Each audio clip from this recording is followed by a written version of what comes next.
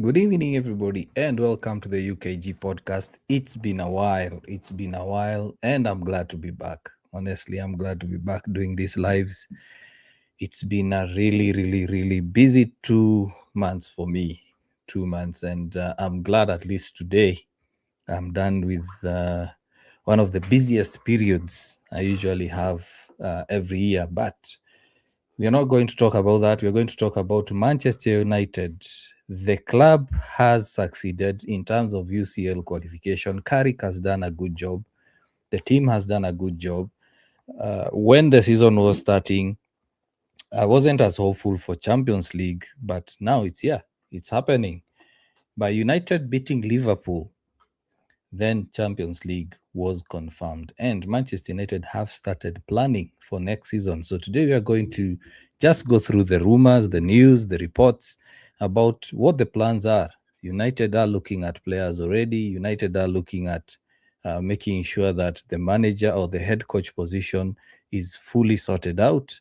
And we are going to go through all those news. There are reports about midfielders, there are reports about wingers, there are reports about left backs, as well as strikers. So get involved in the comment section as usual. I'm glad to be back, as I have said.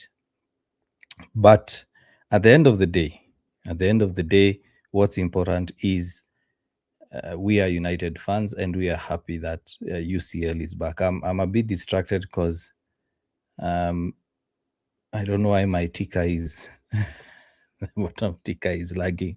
But hey, how are you doing? It's good to see you guys. It's good to see you guys joining. It's been a while. So I want us just to go through the news. I want to make sure that my notes are up. Everything that I had prepared is up. So Manchester United have qualified for Champions League. That was confirmed on Sunday after a big win versus Liverpool, a home and away win versus Liverpool. The last time Manchester United did that, got a win home and away, was 10 years ago. And I was glad in the watch along because it was a scary game. Honestly, United were comfortable in the first half, leading 2-0. Then all of a sudden, they let the lead slip through two very silly mistakes from Ahmad as well as Lamens, I believe that was the first mistake he did, leading to a goal. He has been very solid because Lamens has actually saved United a lot of points. You consider the number of saves Lamens has made, he has actually saved United a lot of points. So with UCL confirmed, of course, Manchester United are now looking at summer plans. One thing I have to give credit to Ineos for is they know how to hide their cards. They know how to place their cards closer to their chest because they've been taking us around as the journalists, the fans, the content creators like myself. They've been taking us for a ride in terms of who they are targeting. From one week to the other, there is always a target. There's always a new target. You remember there was a time Adam Wharton was a key target. Then it moved to, actually, it started with Baleba. Then it went to Adam Wharton. Then Elliot Anderson. After Elliot Anderson, it went to Semenyo. Of course, Semenyo ended up going to Man City. And right now, we are back to that. We are back to rumors and news and concrete reports. And it seems like these reports keep changing every other day, every other week. So I just wanted us to see. Um, did I use the wrong ticker? Because the news I'm seeing there is not what I had posted. Is not what I had prepared. Let's see. So as I'm checking that out, yeah, I was saying that Manchester United have been having a lot of targets, a lot of people being linked, a lot of players. Let me not say people. Yeah, I think I'll just get rid of the ticker because it's showing old news. I don't know why. It's showing old news. Let's see if I refresh it, it should bring the latest news. Let's see. Let's see whether it brings. No. Let me just hide it and then just bring this down like that. Yeah, sorry about that. Sorry about that. Technical issues. It's been a while. That can tell you that it's been a while since I've done this. So every other day, every other week, there are new links. There was a time it was Baleba, it moved to Adam Wharton. There was a time also Angelo Stiller was heavily linked, then Elliot Anderson. And right now we are having similar reports. We've seen reports about Chouameni. We've seen reports coming back about Elliot Anderson, Mateus Fernandez. We are saying about Mateus Mane. There are also reports about players like Morgan Rogers, Anthony Gordon. So it's like every other day there is a player linked to United, and this usually happens whenever the transfer window is nearing. Why? Because there are some agents that try to use the Manchester United name to gather interest for their players or to get a new contract. There are also other agents that do offer their players to Manchester United. For example, right now, a lot of agents, a lot of players know Manchester United are looking for players. They want to complete a rebuild or they want to go on with their rebuild. And among those positions are midfielders, a left winger, and a left back. There is also a possibility of a second striker as well as a centre back. So, with all these reports being they've been coming in quite fast. If we look at recent reports, especially after Sunday's game, what that told me is that United are having plans. They are starting to make their plans. And of course, seeing the likes of Brailsworth, Sir David Brailsworth, stepping down from his position at Manchester United and going back to his sporting role at Ineos, that spells that Ineos trust that now the team, the sporting side, the team is good enough to continue with their work. And one of the things that United are looking to fix is midfield. United are looking at fixing the midfield. And there are a couple of players that have been linked to Manchester United.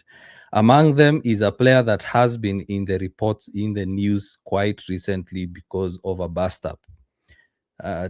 Aurelian Chouameni has been in the news recently because he had a fight, he had an altercation with Valverde. Valverde ended up going to the hospital, and that has prompted reports that Real Madrid are willing to sell him, and of course Manchester United have been looking at buying him. There are reports that Manchester United have already started talks on the player side, and the player is interested in moving.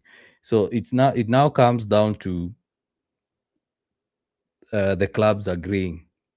So there are some credible journalists that are coming out to say that yes, Manchester United have approached Chouameni's agent to just kind of have a feel, just kind of understand the possibility of the move.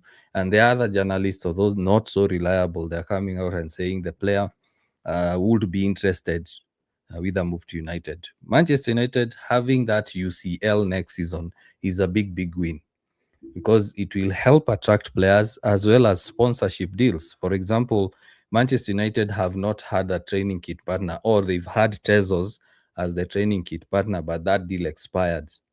So one of the sponsors that are interested in signing a deal with Manchester United are Betway for the training kit at around 18 million per year, something thereabout. So sponsors are also starting to be attracted to Manchester United. Manchester United will now start making money. They'll start attracting players. So a player like Chouameni would be interested in coming to Manchester United because of Champions League football.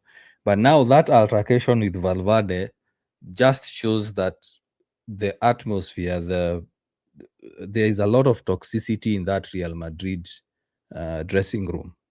Yesterday, the day before that, there were reports about Mbappe. Mbappe not being happy, the fans not being happy, other players not being happy with him, the coach not being happy with him Mbappe is not happy that Xavi Alonso was sacked. He's not happy about the performances. He's not happy about being kicked out of UCL. So both the player and the club, the relationship is breaking down.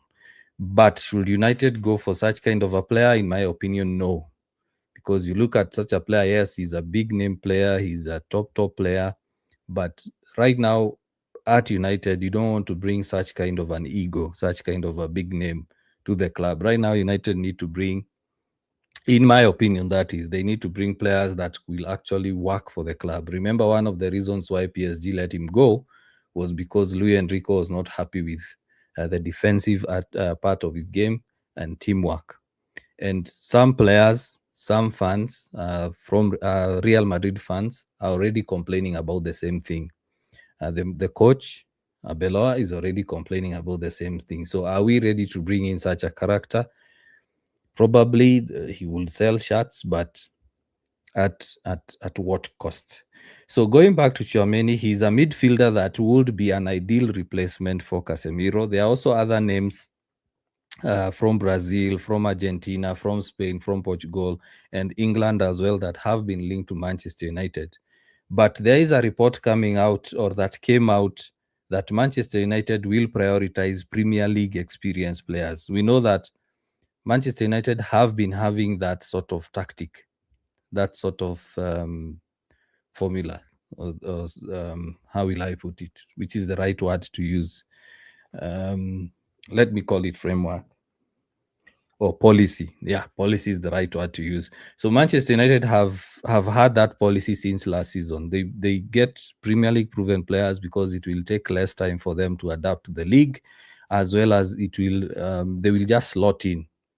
The unfortunate bit about signing Premier League proven players, or players that are already in the Premier League, is that there is always that United tax. For example, they might decide to go for someone like Mateus Fernandes. Fernandes ends up being 120. But if another club, let's say a European club, go for him, they might be told 70, 80.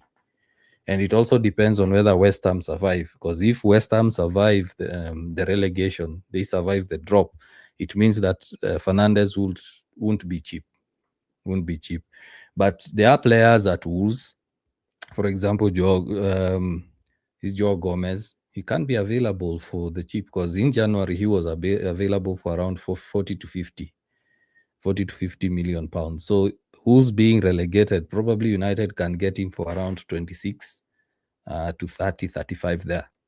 The reports that have been there lately is Manchester United are willing to spend 150 million pounds on midfielders. That's how much they are willing to spend. So there is a war chest of around 250.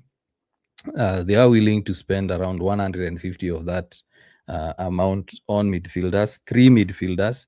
So they are willing to spend around 80 million on a high-profile midfielder, high-profile name, and then the rest divided among the two remaining midfielders, the two remaining targets. So they want 2 key players in midfield, and they want a one squad player, just for, of course, squad depth. So Tchouaméni would be an ideal Casemiro replacement. However, one of the things, as I was noting down in the notes when I was doing research on this, is will United offer him crazy salaries? Because right now, United are very, very frugal when it comes to wages, player wages. And they want to also take advantage of the new SER rules, squad cost ratio rules. So they are trying to bring down the wage bill. So would Tchouaméni accept something less than 200, or will Ineos break their salary structure? I think it's subject to debate. It's a matter of waiting and seeing whether actually Ineos go for that. So Manchester United are set to double down on their strategy of targeting Premier League pedigree in the transfer window. And this was from Tyler Marshall from Manchester Evening News. So it's a good thing. For example, Elliot Anderson, Adam Morton, Baleba, who else? Fernandes, West Ham's Fernandez. Malik Diouf is also a name that has been mentioned. We'll talk about left backs. That's a good strategy. That's a good policy to go for. Instead of risking with foreign-based players that will take a season or two to adapt, then you go for Premier League proven players. But at the same time, United participating in Champions League, it's important to get players that actually have some Champions League experience. So among those names that have been mentioned to play in midfield, other than Chouameni, it's Elliot Anderson. He's the key target for Manchester United. Another name that has been mentioned quite a lot has been, of course, Carlos Baleba. But a lot of fans are not happy with those links. A lot of fans wouldn't want Carlos Baleba to be anywhere near Manchester United based on the performances he's had this season. In my view, Carlos Baleba will still be a good squad option. He will still be a good squad option. Not necessarily a starter. Probably he can become a good player in the next 2-3 seasons. But if he's available for, let's say, less than 50 million pounds, I would go for him because he's young. He's very, very young. He hasn't gotten to his prime. He's just one bad season. And a lot of fans are saying, hey, if he already has a bad season, why should we still go for him? Well, how many players currently at United have also had a bad season? For example, Casemiro had a bad season. He came back, he performed. So it happens. It happens.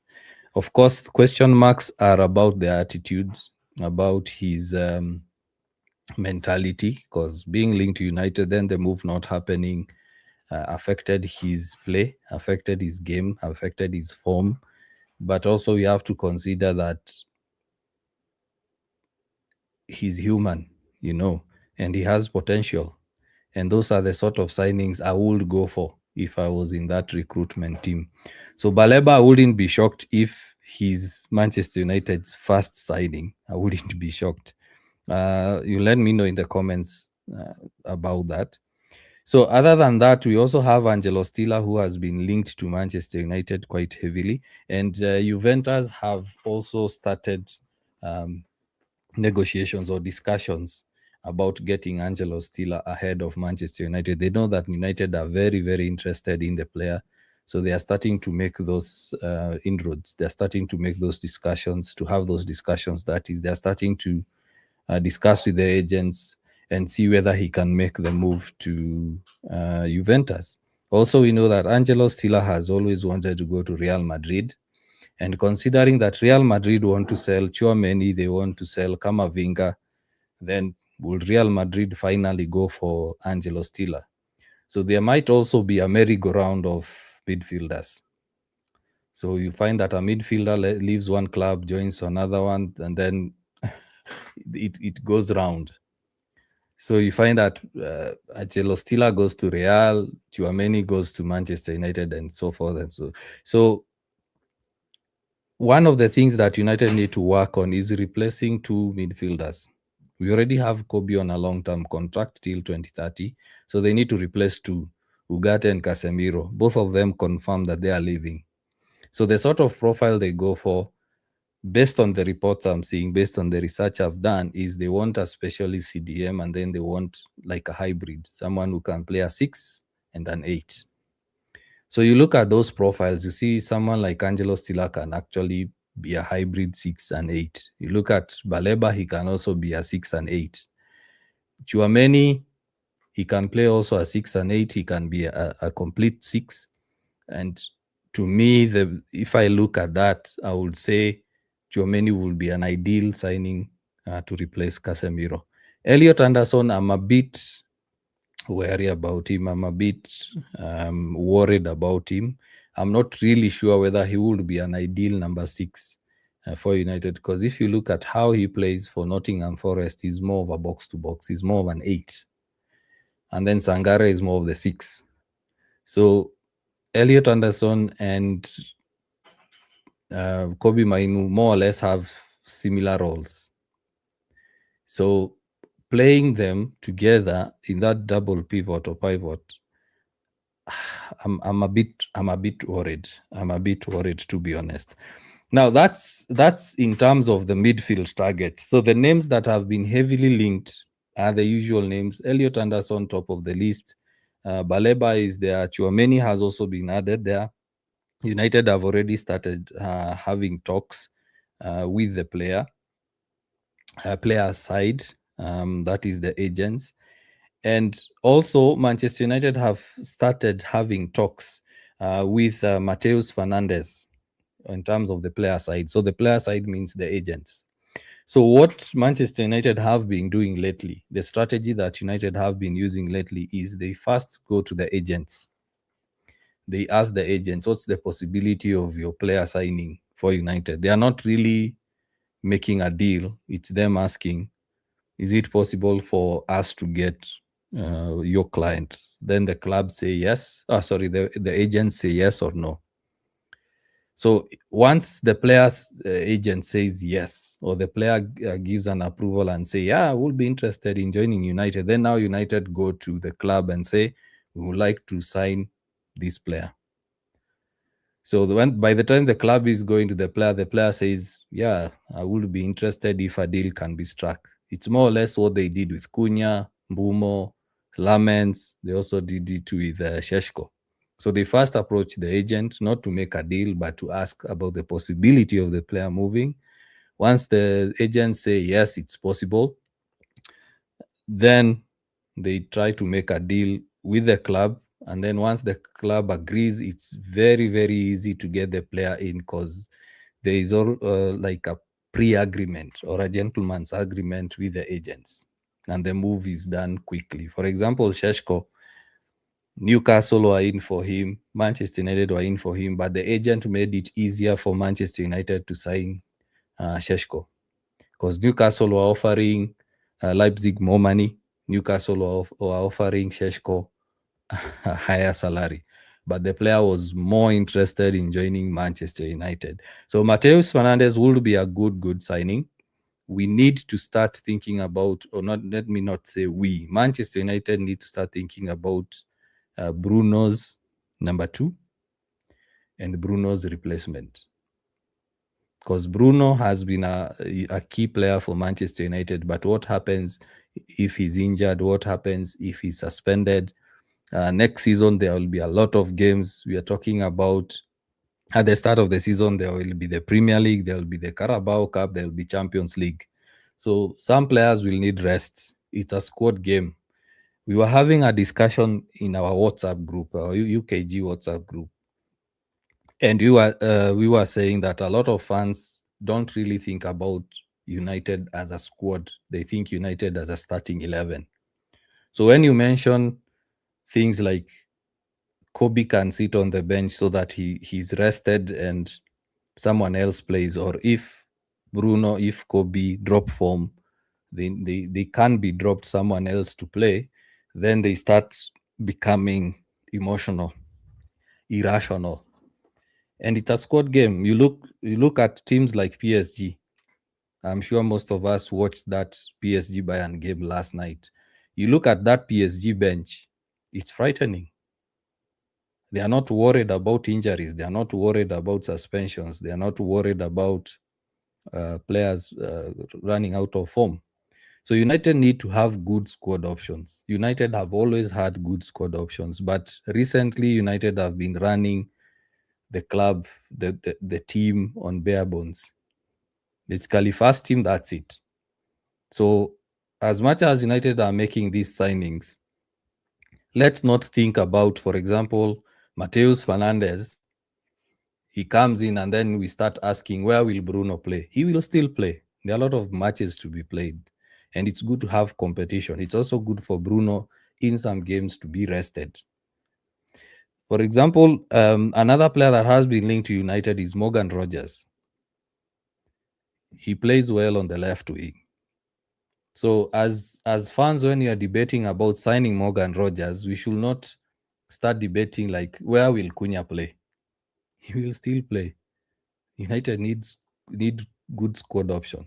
Imagine a situation where United have Mateus Fernandes, they have someone like Morgan Rogers, they have someone like Even let's say Angelo Stiller, they are sitting on the bench, they are waiting to come on and change the game.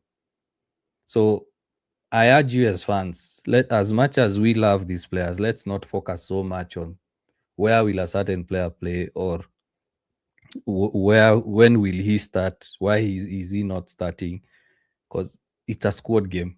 There are a lot of matches to be played this season. It was very very tricky because there were fewer games. So when someone like Ugarte is not performing and Kobe is sitting on the bench, then questions will be asked.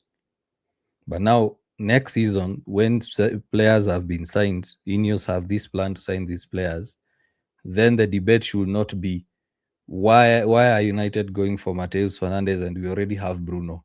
Instead of buying Mateus Fernandez, they should look for someone else. No, that should not be the debate. So quickly finishing up with the left back position, Manchester United have also been looking for left backs. Among them is Malik Diouf, the West Ham player. He has been performing very, very well. There are also other players that have been linked to United in terms of left back position. Among them is Lewis Kelly. Lewis Kelly, the Arsenal youngster, and he's been playing well. Actually, I think the last two games he played as a midfielder, if I'm not wrong. So Manchester United are in the market for a left back in the summer and have um, run the rule over potential Premier League recruits, including Lewis Hall, the Newcastle player, as well as Miles Lewis Kelly. We know United need a left back. Yes, Dogu is there, I know. Luke Shaw needs to be replaced. And having a player like Lewis Kelly and Dogu, that's good. Two young players competing for positions. Lewis Kelly has also shown that he can play in multiple positions. Dogu can also play right back, can also play left wing, he can also play right wing. So when United are going for such kind of profiles, we should be happy, we should be glad that these are good players. Yes, some of us might not rate a player like Lewis Kelly, but when you look at him playing for Arsenal, he's a good player, he's young, he will grow. Lewis Hall is also good, but Newcastle, I don't think they will sell on the cheap. So when you look at all these links, as we started the show, I said United are showing that they have a plan. And one thing that we can all agree is United were waiting for Champions League qualification so that they can start fast tracking these plans. United needs to start having pre-agreements with these players. They need to start having pre-agreements with these players so that before the World Cup starts, at least they have 3 of the 5 positions that they want to sign players, because they are focusing on midfield, left wing, left back, a center back, and a striker. Those are the positions that United are looking at. The priority is the midfield, then they are going to move to left back, then they are going to go to left wing, and then center back and second striker. Those are low priority. So if United are serious about this, and they are showing that actually they are starting to make moves, because the briefings have been consistent.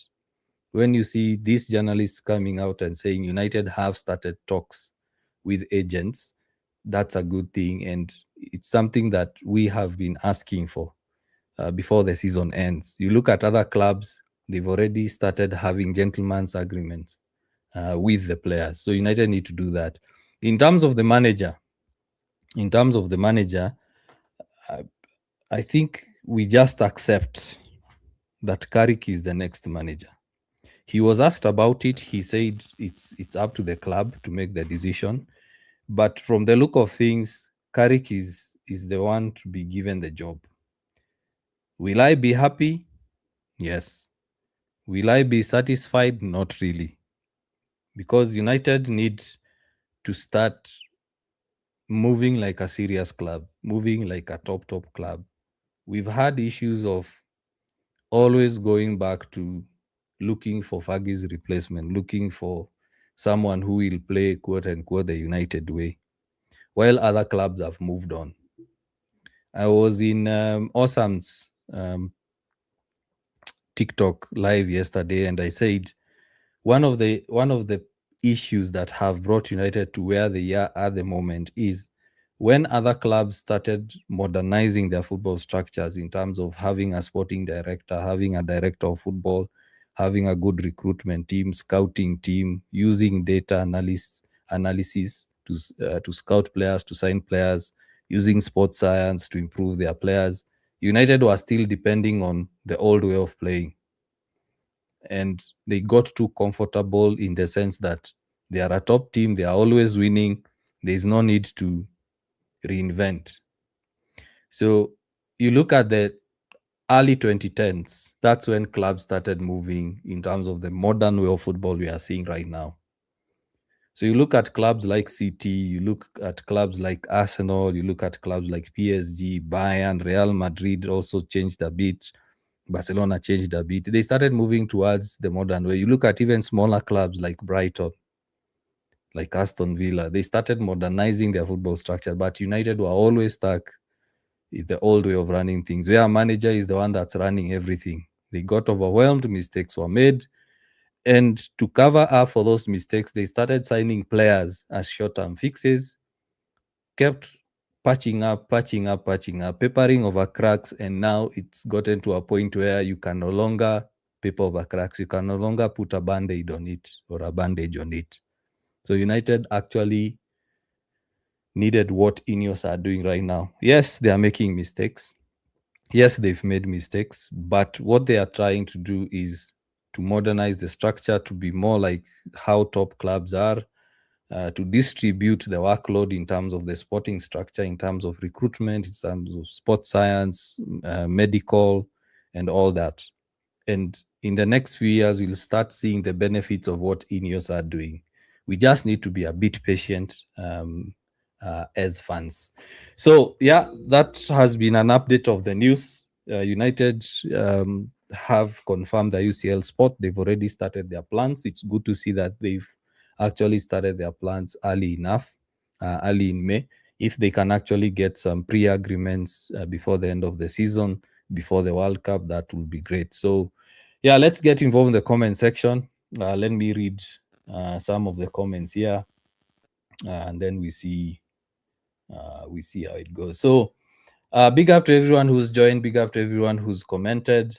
Let me read some of the comments. In case you have a question, please ask, and then we'll discuss. So I think I should just change this. Let me change this. Yeah. Oh, United Talks. Hey, big up, United Talks. Now we are going for a betting partner. What are your takes on betting partners? At a personal level, betting is a no.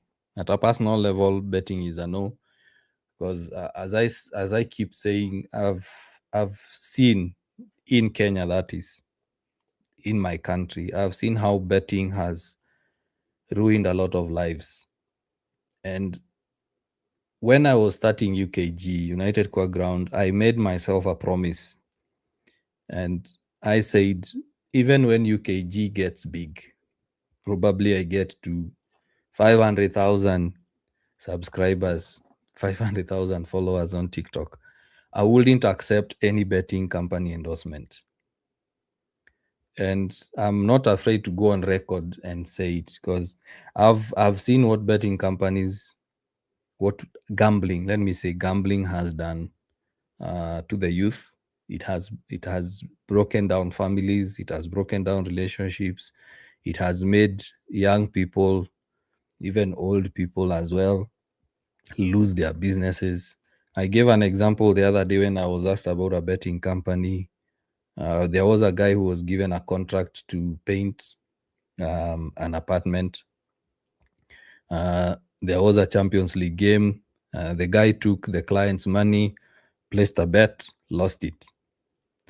And he ended up now covering up for the debts, because he took a bunch of clients' monies and he actually gambled with it. Now he does not have money to buy stock, and he was actually starting a very good business. So my view, United Talks, is in terms of United, let them do what they can do, because I don't have a say. But at a personal level, gambling is a no. whether it's the normal street gambling, whether it's a betting company, whether it's a casino. For me, gambling is a big no. I used to do it, but I stopped. Because once I started interacting in mentorship groups and actually seeing how young people are struggling because of the get rich quick mentality, I would say for me, gambling is a no. But for United getting it, as long as the money is good and we sign someone like Elliot Anderson, why not? Why not? United Talks also continue saying, I hear Mbappe did not like Alonso and he didn't like instructions. Now, actually, that report was quite conflicting because when I was doing my research on all this Mbappe thing, the player side are saying that he did not appreciate Xavi Alonso being sacked, and he did not like the fact that players did not like his tactics.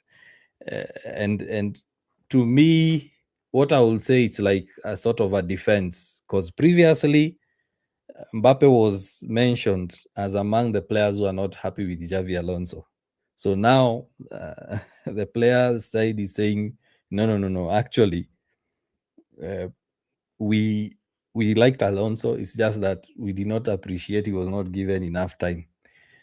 So it's difficult to trust to trust the reports. Was he against Xavi? Was he for Xavi? Unless the player comes out and says himself. So at the end of the day, Real Madrid caused this issue. They are the ones who actually brought this issue upon themselves. Their Galacticos style of signing players is messing them up. PSG tried it. Eventually, they had to move away from it, and now they are almost winning a consecutive Champions League. Manchester United under Edward Woodward tried it. It failed. So the Galacticos style of signing, it worked for some time, but they also need to start looking at, hey, we can't have 6 big egos in this club because the managers that are there nowadays don't want egos. Every manager who's top nowadays, they don't want egos. Company does not want big egos. We've seen videos of company shouting at Burnley players. Javi Alonso the same. Amorim the same. You look at this new crop of coaches, none of them want big egos. You look at also the experienced coaches like Luis Enrique, Tuchel. They don't want big egos. They just want players who work hard for the team. So you look at that Real Madrid team, they have very big egos. They have Vinicius, Jude Bellingham, they have Mbappe, they have Valverde, they have all these players. So how do you manage all these egos? 1 or 2 are okay, but having like 6 of them, it's a big issue. I've watched Real Madrid games and you see players arguing with each other. They go for a counter. Let's say Mbappe decides to shoot. You see Vinicius and Jude Bellingham abusing him. So United Talks, I think for me, that report, I don't believe it. I don't believe that report that he was not happy that Xavi was sacked, because it's more like he's defending himself because the player is under pressure. He's not performed well. But the other thing is, I don't understand why Real Madrid have been insisting Mbappe to play with an injury. I don't know why. I don't know whether it's to do with image rights or contracts, but he's been playing with an injury. So part of his poor performances are also down to him being injured. He's been having a recurrent injury. He needs to go to surgery, but they keep playing him. So we don't know whether the player is also pushing to play. We don't know. Jerry, hi to you too. Bigger Jerry. You're saying hizo stories za Kylian Mbappe unasikiaje? Are they true? And if so, do you think he's fit? So basically, Jerry is asking about the Kylian Mbappe story. I would say just treat it as fog or smoke. I don't see United going for such kind of a player. I don't see United going for such kind of a profile. No. Because Mbappe won't be cheap. That's one. If Real Madrid are selling him, he would be around 180, 200 million euros or pounds. In terms of the salary, I don't think he will accept anything less than 500k a week. It's more or less the situation that United were in with Donnarumma. He's a good goalkeeper, but the sort of salary he will demand is not cheap. And United don't want to make that mistake again. Having a player on a 400, 350k a week contract, when it comes to time to sell him, when it doesn't work out, they can't sell. So, Jerry, I don't see that Kylian Mbappe story having any legs. I think it's just a rumor. And when I started the show, I said players will always be linked with United because United is a marketable name. United is a global brand. So if a player is linked with United, other clubs will start rushing to get the same player. It has been happening for years. Ranks, bigger yo to you as well. What's up? I'm doing well. A bit tired, but I'm happy. The busiest period has ended. Every year, April, May, April and the start of May is always busy for me. But now I'm glad it's over. I can now do this consistently. What's happening at Madrid? Toxicity, I've just explained. Big egos, big names. The Galactico style of the Galactical policy, just getting Galacticos, putting them together, asking them to do their magic and win. It works for some time and then it doesn't, because you have to accommodate all the egos. And I've said also that the new generation of managers don't want egos. Name all new gen or all next gen managers. Tell me which one of them has managed a big ego and still won titles. None. You look at the previous manager, Amorim, got rid of someone like Rashford, Garnacho. You look at Company. He was shouting at players when he was at Burnley. You see him managing the Bayern team. Humble players. Yes, they have big egos. They know they are stars, but they listen to the coach. I don't think I've seen any Bayern game where a player is throwing hands at Company. You look at Enrique, same. If you don't do what he wants, you're off. Pep Guardiola, and those are experienced. So the young managers are even worse than the experienced managers. Once you show them some ego, some pride, they'll sell you. They don't care whether you're bringing in 200. So I think I've answered that question about Madrid. There was a second fight now. Valverde is KO. Yeah. It's a sad situation what's happening at Madrid, and they need to sort it out. What I would say, Madrid have a good academy. They have a good name. They have a good brand. They don't necessarily need to go for big names every other time. They can get 2 or 3 or at most two big name players. Then they just get guys who will just do the job. But you look at that Madrid squad, they have a lot of top names, top egos. They are not working together unless they get a manager who will actually assert authority. And it's the same issue that has been happening with United. Players run the show. In the WhatsApp group, I said it's like the employees telling the CEO how they want to work, the time they want to come into the office, the time they want to leave. Eventually, the company will crumble because the output will be minimal. Sorry. Jerry, they cancel Rashford. He's gone. There are reports that state that Rashford himself has said no. He won't come back to United. Also, United have already said no. You're not coming back. Team Glorious, big up. You're saying, could Chouameni incident today affect his transfer to United? I don't think so.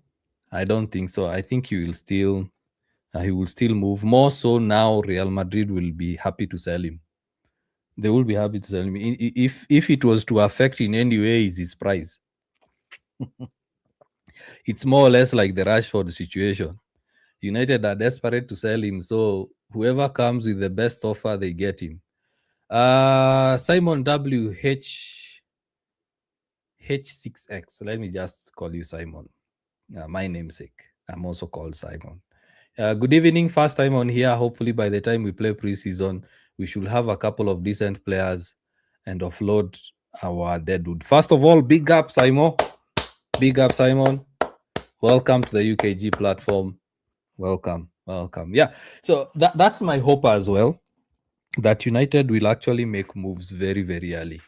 They will make moves very, very early. I mentioned that if they can get pre-agreements before the World Cup, it will be amazing. Like they know once this player is out of World Cup or kicked out or wins, straight to Carrington, sign that contract, and then they start playing.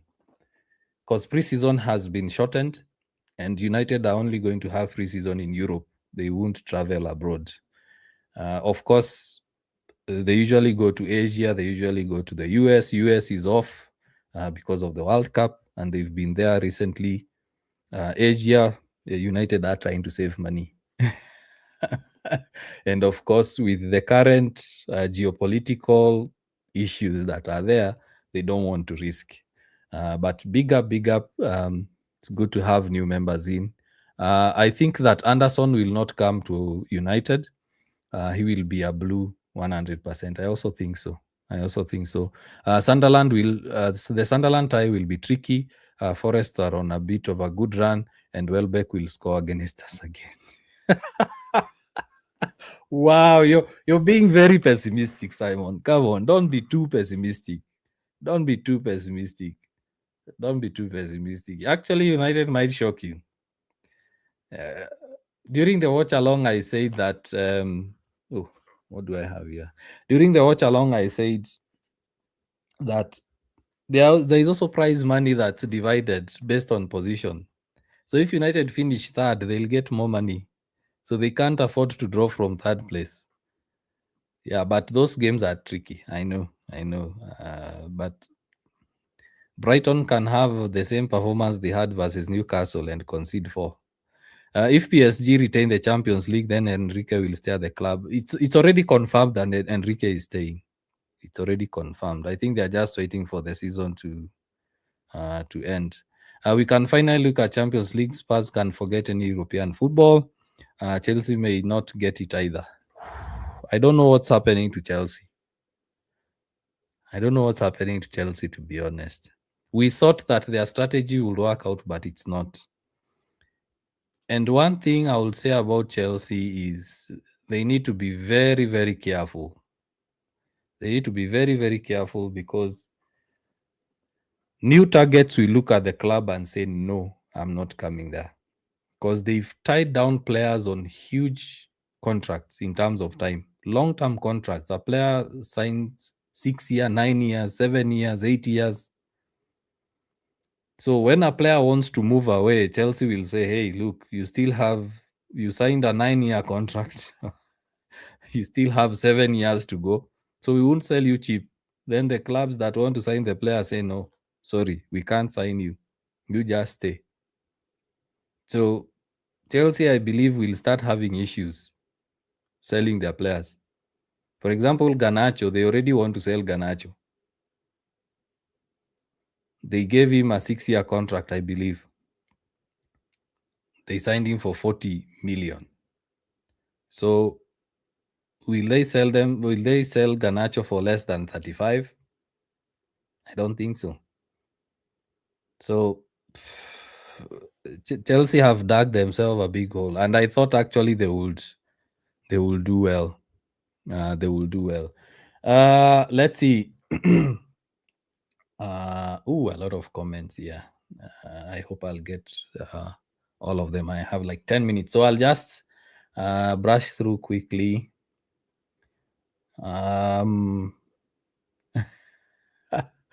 Ranks. Manchester United, they won't fight.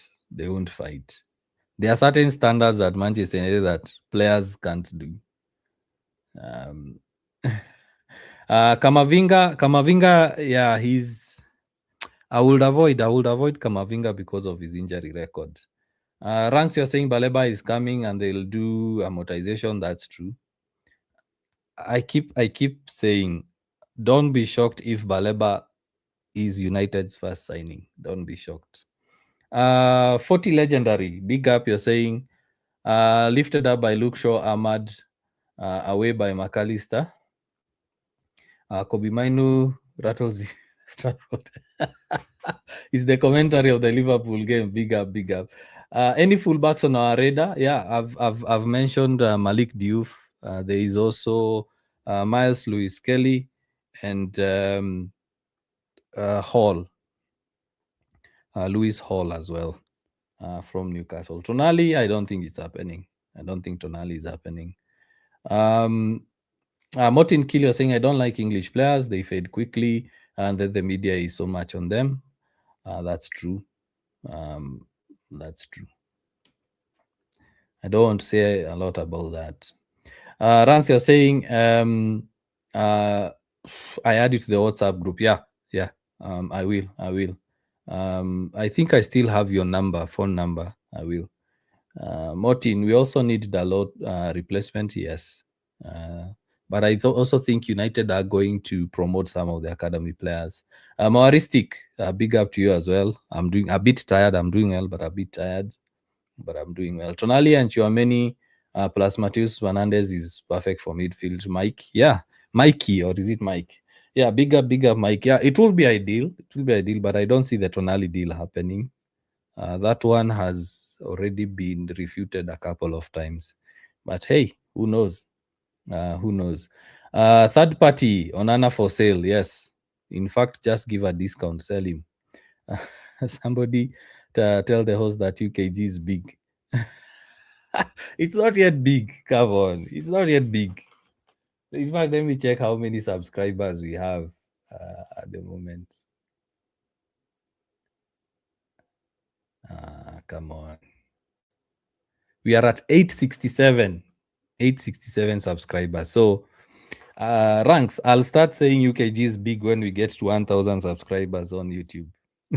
So, guys on TikTok, you're on this screen. Head over to the UKG YouTube channel and hit the subscribe button. Simon, you're saying my first player to be sold has to be Ugarte, who I call the Titanic because he's a disaster. You guys are so unfair on Ugarte. You guys are so unfair. You're so unfair on Ugarte. We keep forgetting how Ugarte was instrumental in the Europa League run. Ugarte was a key player in that Europa League run last season. And Ugarte is the sort of a player who's been unlucky. Signed by the Ineos as a long-term investment. Didn't work out with Eric Ten Hag. Amorim came in, didn't work out. Few games here and there. And Ugarte is a player, based on what I've seen, Ugarte is a player that needs a lot of game time. There are players that need a consistent run of games, then they'll be good. For example, Kobe Mainu, when he started playing under Carrick, the first few games were not good. But now he's a top player because he has gotten that rhythm going. So, yeah, finally, after 10 years, we got the double over the Scousers. True. True. And I enjoy that. Let me see. Oh, there are lots of comments. I hope I'll get to read, if not all, most of them. And please don't comment twice, guys. On TikTok, don't post a comment more than once, because now it's spamming, and I'll skip some good comments. So, ranks, once we get to 1,000 subscribers on YouTube, I'll start saying UKG is big. Right now, not yet. We are at 867. So it seems I have to read bottom up, because if I scroll up, it's going all the way back. Let's see. Mike, you're saying left wing Ndiaye or Diamonde. I would go for Ndiaye. I would go for Ndiaye because he already has Premier League experience. He understands the physicality of the league, and Diamonde seems to be going to Liverpool. It's like there is a gentleman's agreement for him to go to Liverpool to replace uh, what's his name? Salah, Mohamed Salah. Mawaristic, you're saying I've seen that Manchester United have placed a bid for Elliot Anderson. I haven't seen that. Let me know which source, so that I can have a look. Let me see. The Mbappe situation at Real Madrid was the same situation he had at PSG under Enrique. Yeah, I think I've mentioned that. That's why they got rid of him. Would I sign Goretzka? No. I'm tired of United signing expired players. I'm tired of United signing old players. We need to see the club going for young players that will give the club 10 years, 10 seasons. We can't keep going for players who play 2-3 seasons, then look to replace another 2-3 seasons, look to replace. So it's not sustainable. United need to sign midfielders or players that will play for the next 10 seasons. For example, Aiden Heaven, Lenny Oro, Dogu, Sheshko. Those players can play for 10 seasons. And by the time they are getting to their 7th, 8th, 9th season, you're already looking at replacing them. And you can even sell them at value. But signing an old player, an aging player, in the next 2-3 seasons, you're back to the same issue. So, I wouldn't go for Goretzka at all.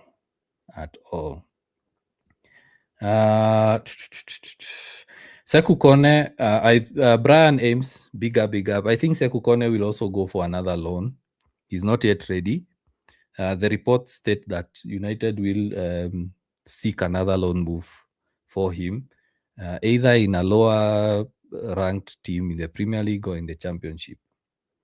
They are drawing examples from Ahmad going to other clubs in Europe. Yes, he performed well, but when they looked at him, they said he's not ready, so they sent him to Sunderland, and of course he performed well. Gift, big up, hello to you as well. Big up. I don't know what happened to my screen. It flickered. Ahmad should be the first on the transfer list. No, I wouldn't sell Ahmad. Awesome, big up, awesome. You're saying Baleba will be United's first signing. The personal terms agreed last summer, and it's still active. True. That's why I keep saying, don't be shocked if Baleba is United's first summer signing. Chelsea messed up with the managerial recruitment. They have like 5 directors. So what do you expect? Chelsea's new blue coal owners, blue coal, are really draining the club. They are running the club like a hedge fund. It's like buy an asset, let it appreciate in value, sell it. That's how they are running Chelsea. They are not signing all these young prospects to win trophies. They are signing them so that they can make money out of them. They sign a player for like 20 million, then they sell him for 60, 55. Look at Madueke, for example. So that they are running the club like an investment banker. Buy a stock, let it appreciate in value, sell it. That's why they're having all these issues. Yeah, players are ranks. Players are not stocks. Chelsea are treating it as stocks. Yeah, that's what they are doing. Ooh, a lot of comments. I hope I can read all of them. Please post once, guys, because I'm seeing a lot. I'm seeing a lot of repetitions. Sven, big up, Sven. You're saying Perez should be ashamed. Well, if the team continues performing poorly, he will be voted out. You know, the Real Madrid model is owned by the fans.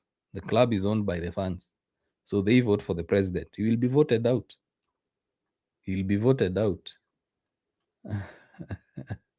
I want to finish up on TikTok, then go back to YouTube.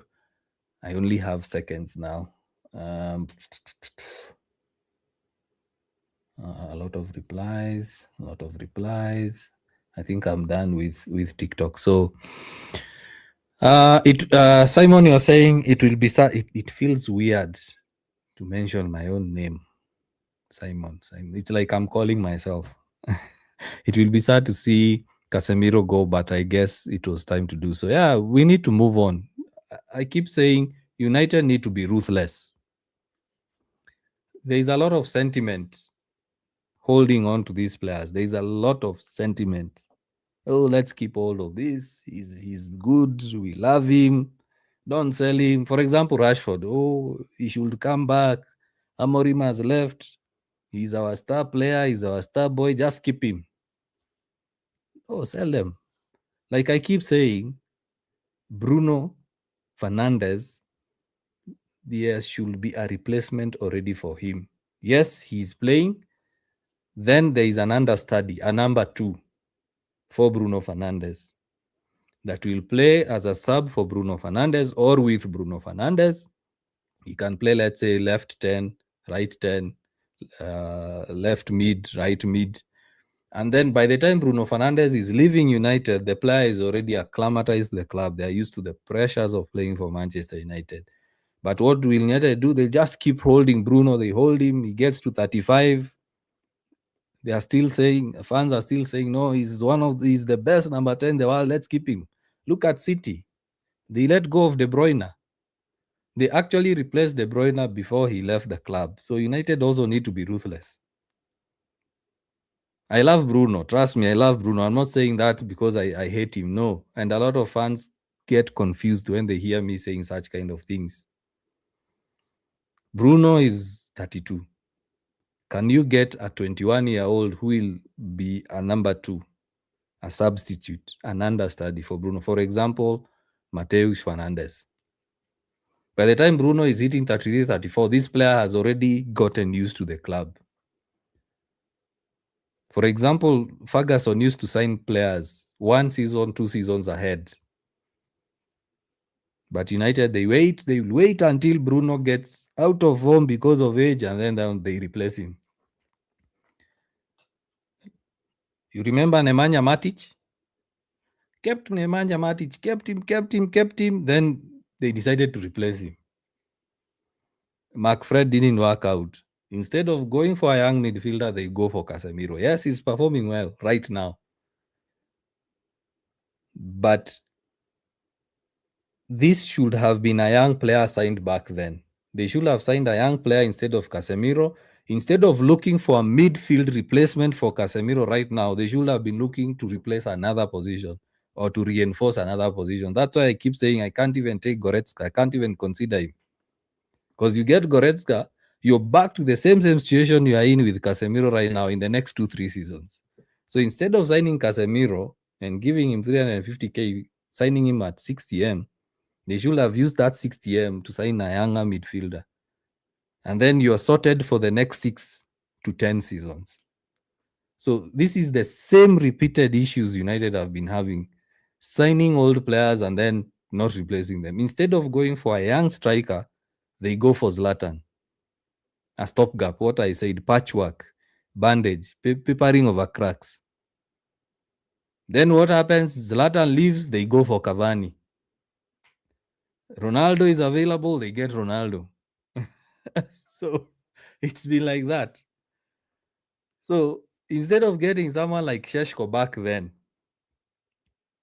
a young player who will grow in the next 2-3 years, they want to fix the now.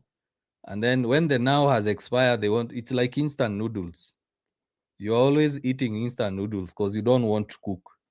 You don't want to make a good meal. And then when your health deteriorates, you go to the doctor tells you you're malnutritioned. You are shocked like, hey, why am I malnutritioned? He asks you, what have you been eating? Doc,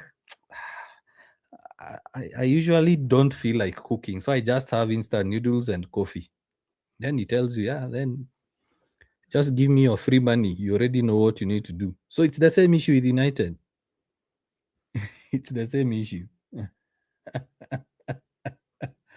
Plug wa simu. I think you already had that, or the guys in the chat can tell you. Rashford must go. Bruno must not leave before we get a suitable replacement. Remember what I said. Guys usually don't listen to what I say. They pick and choose what to listen to.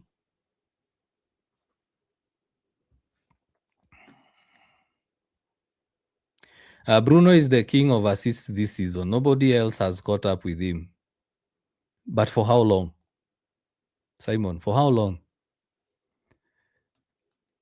Remove emotions and sentiment from football debates, and you will have a good debate. The issue I have with a lot of football fans, Manchester United fans, is sentiment. The moment you mention replace Bruno, they don't hear anything else.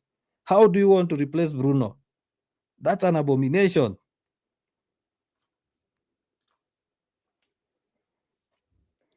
Do you think Bruno will play until he's 70? Do you think Bruno will play until he's 40? Do you think the current Bruno you're seeing right now will be the same at 36, 38?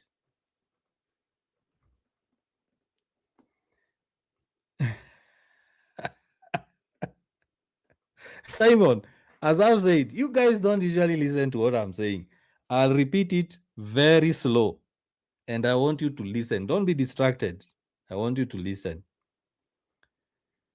You should start getting a Bruno replacement now, so that by the time Bruno is running out of form, by the time Bruno is getting to the age where he cannot perform the same way he's performing, this player you have signed has been a number 2. I mentioned number 2. I said an understudy. I even said he can play with Bruno either as a left mid, right mid.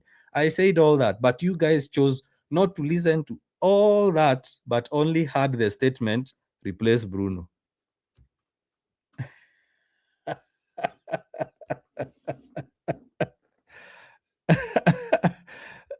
Ronaldo is 40 plus and still going until he gets his 1,000th goal. How many other 40-year-olds are playing?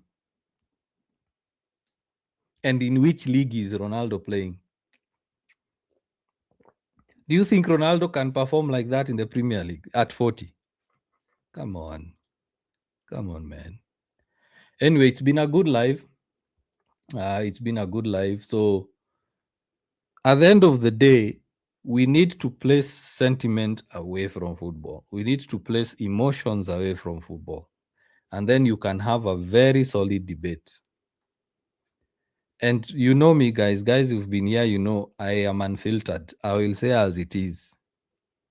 You might not like me, you might not like what I say, but the truth of the matter is Bruno is aging. Bruno will need to be replaced. So instead of waiting until the last minute, why not find a replacement now? Get him to the club. He starts getting used to the pressures of playing for United. He starts getting used to playing for United. By the time Bruno is leaving, this player just slots in, just steps up. And I gave an example of Kevin De Bruyne. Kevin De Bruyne was performing very well. He assisted that Man City team to win trophies. He was putting in good numbers. But it came to a point where the club realized this player cannot perform at the same level while he's aging. His performances will dip. So to maintain competitiveness, to maintain a good squad, let's start finding a replacement right now. Then that replacement will be playing a sub here. He'll be resting De Bruyne here and there. Next season, United are playing. I mentioned this. Next season, United are playing 4 competitions. They are playing in the Champions League, Premier League, Carabao Cup, FA Cup. Bruno would need to be rested. Remember, he's aging. So if you ask Bruno to play all these games, there'll come a point where the body will give in. He will need to be rested. The other thing is United need to stop solely depending on Bruno for all the creative work in that team. They need to have other outlets, other creative players also putting in numbers. For example, Bruno can put in 15 assists. Then you have someone like Cunha, someone like Bumo, someone like Ahmad also giving 10 to 15 assists. So the best way for United to keep progressing is that ruthlessness, where they say Bruno cannot perform this way in the next 3 seasons. So what do? Let's plan now. Let's not wait until the third season, the end of the third season. Now we are starting to look for a replacement for him. No.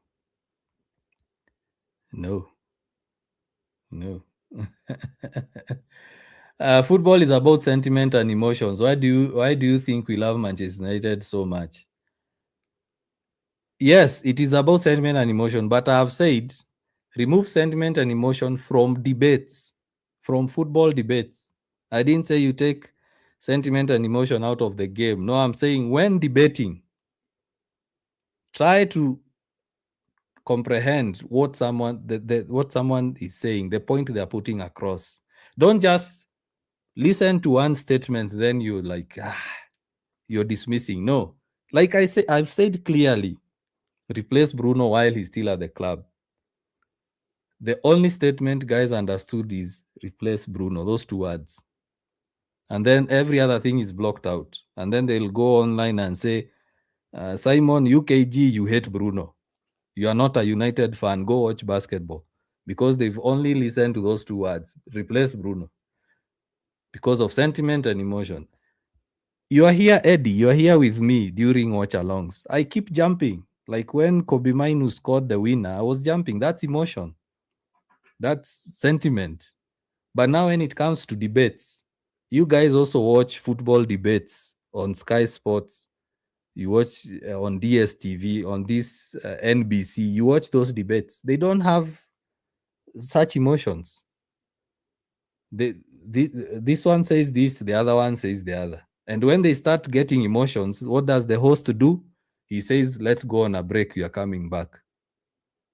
Because now when emotions come in, the POV is no longer there. The point of view is no longer there. So anyway, it is what it is. Yeah, I hate Bruno. Failing to plan is planning to fail. Replacement should be in clear sight and the execution. Yeah, Sven, that's very, very true.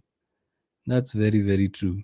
Simon, you are saying, I have been a United fan for 52 years. I bleed United. And that's good. That's very, very good. All I'm saying is now when it comes to debates, try to be calm. Try to not look at, like, I love Bruno. What Simon, what you are saying, you have nothing against Bruno. I also don't have anything against Bruno. And I keep saying, in this world, in this life, I'm extending a bit. In this world, in this life, there are guys who look at the here and now, the short term, and there are guys who look at the long term. There are guys who, like, this here and now is sorted, but I need to sort also the next 5 years. Like, I've sorted the 1 year goal, the 3 year goal, the 5 year goal, the 10 year goal. That's why you find even guys usually are asked in interviews, where do you see yourself in 5 years? So myself, the here and now I'm not so worried about. Bruno is already performing, he's already giving assists. But now I'm worried. Bruno is aging. We need to start replacing him. So can we see moves to replace Bruno? As Bruno is performing well, let's look for someone who will slowly step in so that we don't fill that gap. I'll give an example. It has taken United a very, very long time to replace Nemanja Vidic and Rio Ferdinand. It has taken United a very, very long time to replace Carrick and Scholes.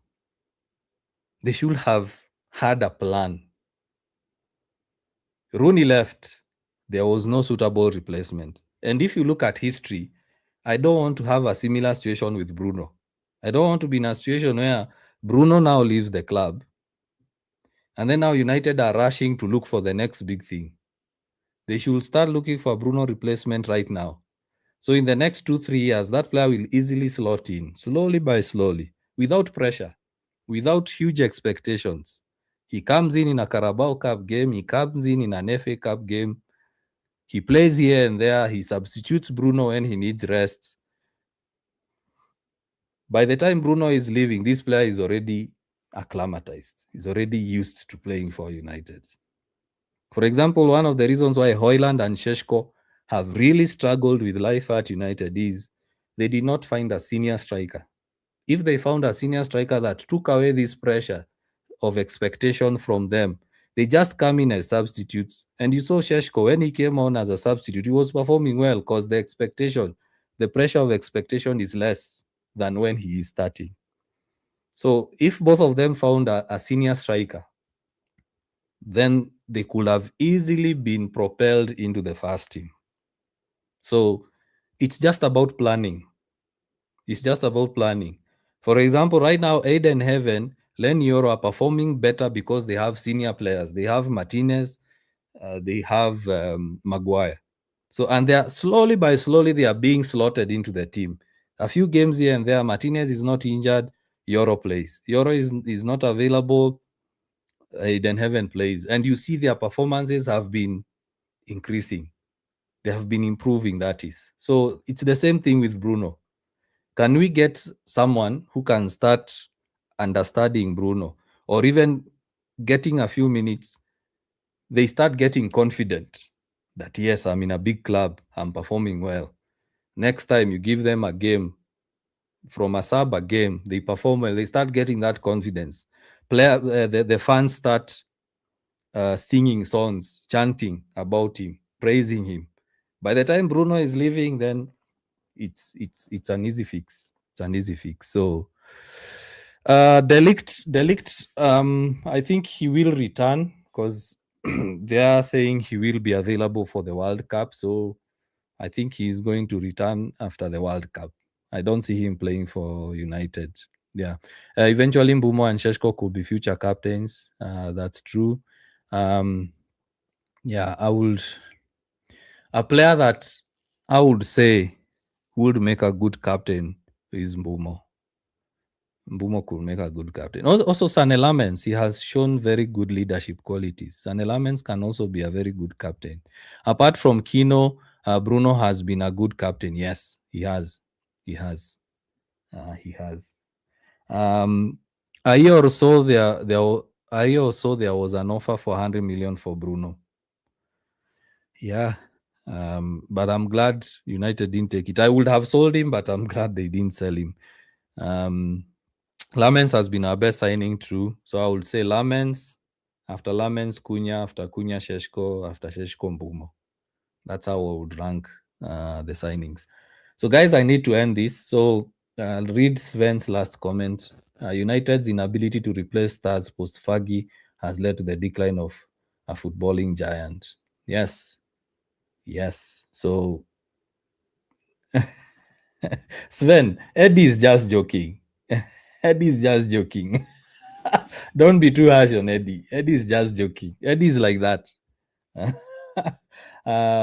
In as much as we love Bruno, we need to find his replacement before his form drops. Yeah, that's all I was saying. So thank you guys. So what I will do, I'm going to end the stream on Facebook, YouTube, Kick, Twitch.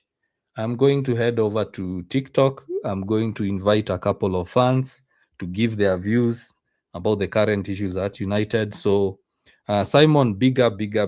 Thanks for the subscription and supporting United for 52 years. That's big. So I hope to see you soon. Now I'm more free. I'm freer in terms of day job. So I'll be online daily, same time, 9 p.m. East African time. So I'm going to end it on YouTube, Facebook, Kick, Twitch. I'm going to head over to TikTok. So guys on TikTok, you can start sending your requests. We just talk about current Manchester United issues. So guys on the other platforms, cheers and bye-bye.